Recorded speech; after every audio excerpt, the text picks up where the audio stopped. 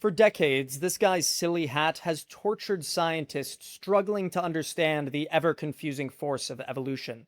And though we do not yet fully grasp the depths of evolutionary pressures applied on this beast of nature, a critical piece of the puzzle seems to have been unveiled. Welcome to the Insect Spotlight Project, a channel dedicated to shining a light on insects, spiders, and any other creepy crawlies that get left out of the ecologic spotlight. Today, we're talking about the family Membracidae, the treehoppers. Membracidae is a family in the order Hemiptera, the true bugs. So if you want a broader look at all of Hemiptera, you can click that link above. Now, technically, Membracidae is not the only family of treehoppers. The Adelionidae and the Melizoderidae also hold the coveted treehopper title, but they have like 45 and 10 species respectively, while the Membracidae has 3,500 species. But still, if you want to be thorough, you can always just call the Membracids the typical treehoppers. Membracids can be found worldwide across all continents except Antarctica, but Membracid diversity is not distributed evenly among the remaining nations. For example, you can find upwards of 800 species across South and Central America. You want to know how many native species you can find in Europe? 4.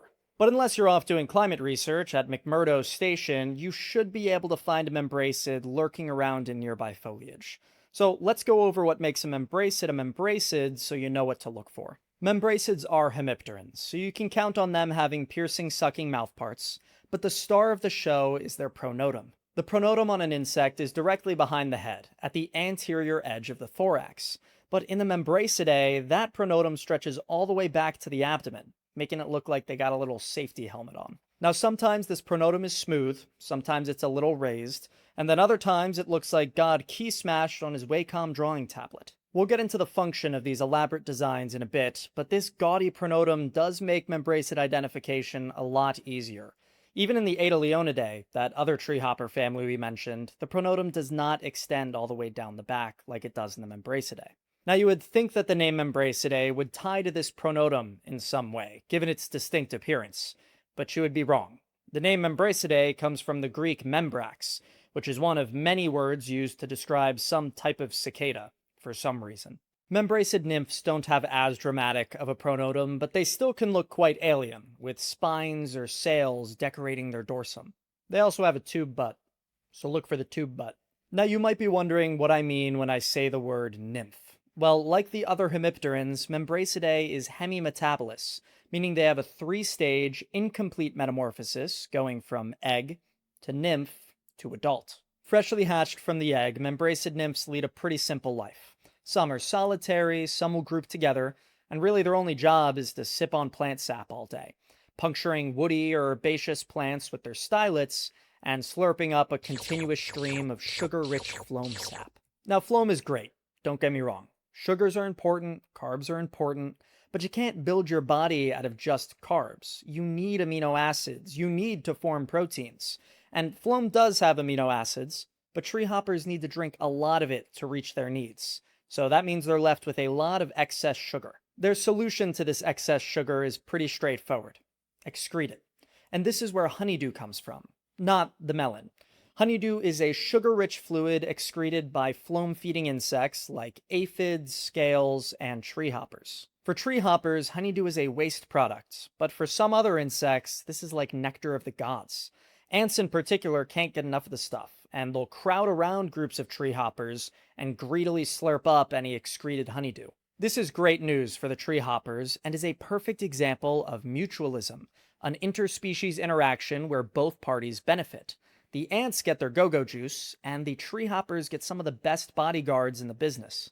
Ants are a good ally to have. If they find you of value, they will not tolerate any funny business from potential predators. This of course doesn't mean the treehoppers never get picked off by a predator, but the ants certainly help. But a lesser talked about benefit of this mutualism is the prevention of sooty mold buildup. When ants are not present, Membracid honeydew all falls on the foliage below and can encourage mold growth that hurts the plant in which the treehoppers feed.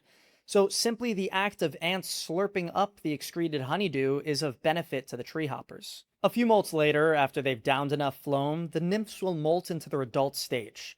And once molted, they pump up their pronotal ornamentation sort of like their wings, inflating it into its final form. Now, I promised we would talk about why they have these wacky ornamentations, so let's get into it. One reason could be crypsis, blending into their environment. And in my opinion, the poster child for this is the thorn treehoppers.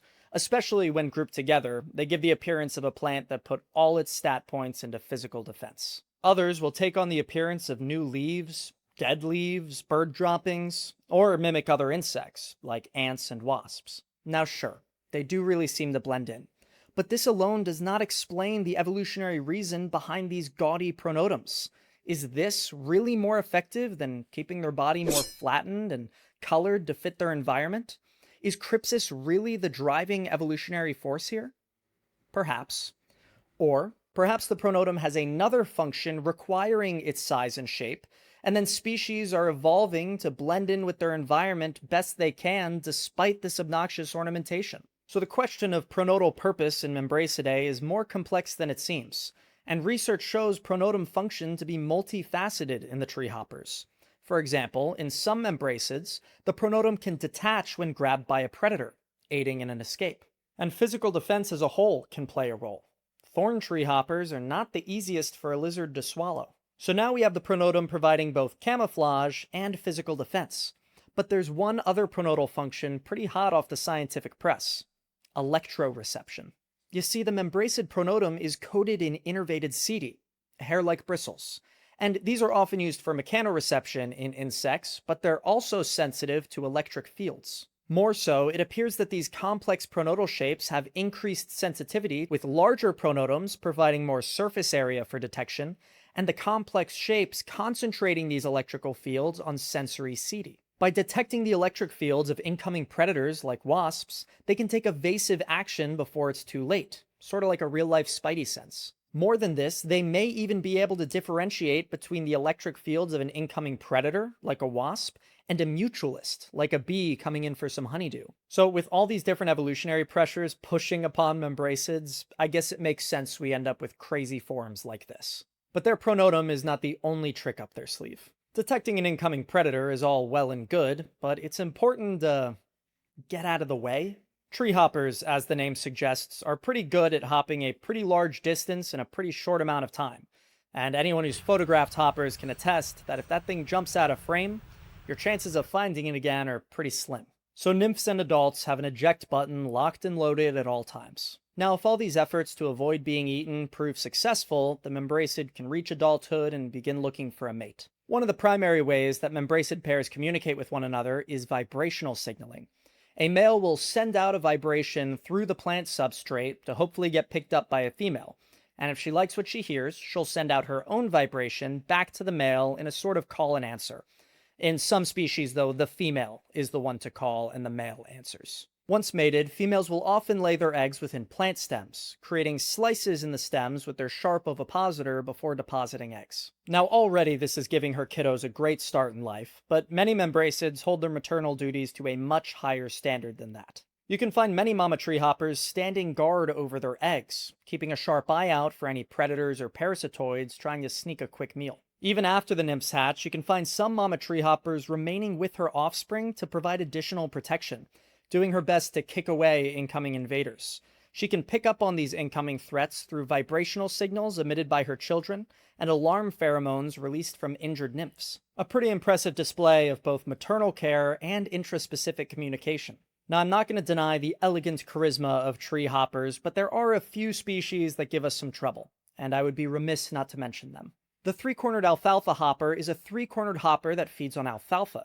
And in addition to occupying our alfalfa fields, it can also vector grapevine red blotch virus, posing a threat to vineyards. And over in Europe, and more recently Asia, the buffalo treehopper has established itself as an invasive species, causing some damage to young fruit trees, as when they slice wounds for oviposition, it leaves the trees vulnerable to infection. Treehoppers can also help support invasive species. Mutualisms are awesome in nature, don't get me wrong.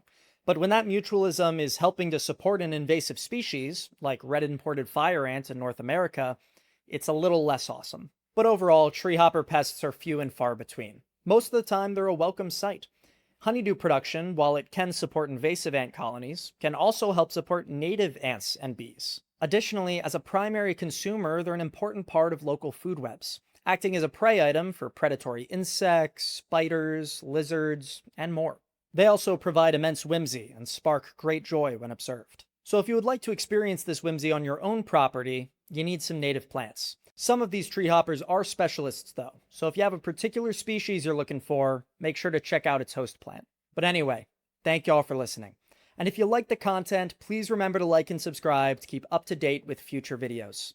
And if you have any favorite species of tree hopper or any fun facts I missed, please leave them in the comments below. I'd love to hear about it. Peace, y'all.